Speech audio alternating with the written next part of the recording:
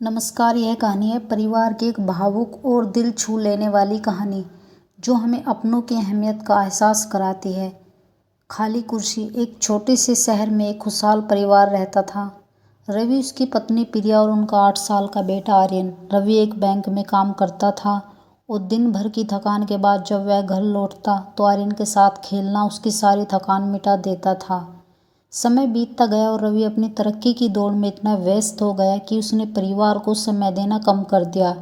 वह अक्सर देर रात घर आता और आर्यन के सोने के बाद ही पहुंचता। प्रिया उसे बार बार समझाती, रवि, आर्यन आपको याद करता है। पैसे तो हम बाद में भी कमा लेंगे, पर यह बचपन लौट कर नहीं आएगा। रवि हमेशा चिढ़कर कहता, मैं यह सब उसी के भविष्य के लिए तो कर रहा हूँ। एक रविवार आर्यन ने जिद की कि वे सब बाहर घूमने चलेंगे। रवि ने उसे डांटते हुए कहा, मेरे पास जरूरी काम है, तुम अपनी माँ के साथ चले जाओ। आर्यन की आंखों में आंसू आ गए, पर वह चुपचाप चला गया।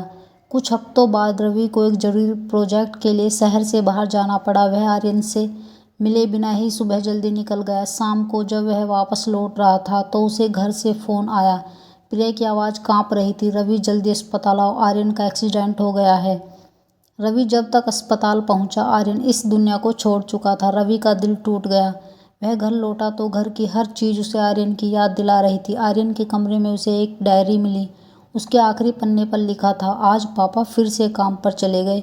मुझे उनसे बहुत कुछ कहना था, पर उनके पास समय नहीं था। मैंने अपनी गुल्लक के सारे पैसे जोड़ लिए हैं। मैं पापा से पूछना चाहता हूँ, क्या मैं उनके 1 घंटे का समय खरीद सकता हूँ ताकि हम साथ में खेल सके।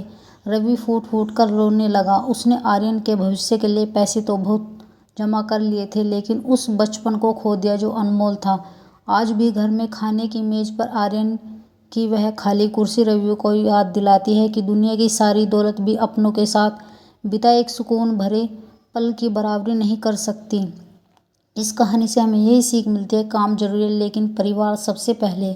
अपनों को समय दे, इससे पहले कि समय उन्हें आपसे दूर कर दे।